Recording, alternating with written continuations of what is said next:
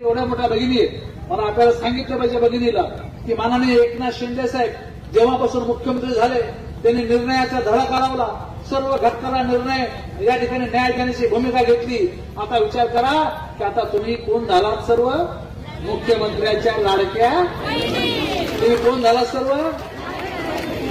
आता घरच्याला फाट्यावर नका मारू.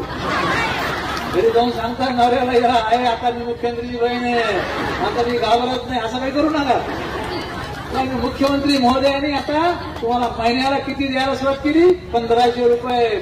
त्या 1500 रुपयाच्या बरोबर तुम्हाला पुन्हा काय मिळणार आहे? 3 गॅसचे सिलेंडर. आणि आता ही योजना किती लोकांना लागू होती? घरातल्या फक्त 2 लोकांना लागू होती. परिवारातल्या 2 लाख लोकांना लागू होती. आम्ही मुख्यमंत्री महोदयाला बोललो, साहेब एका घरात 1 सासू 2 सुना आहे तर भांडणं लागतील ना.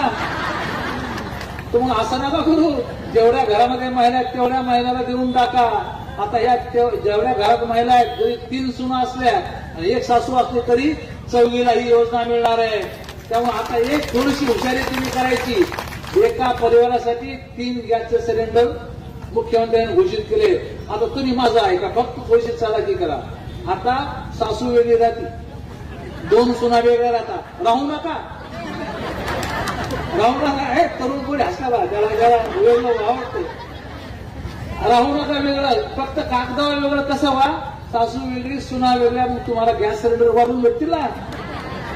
4 जण येत, 4 जण 4 ते 12 गॅस सिलेंडर भेटतील. तेव्हा मुख्यमंत्री महोदयांनी तुम्हाला काय दिलं?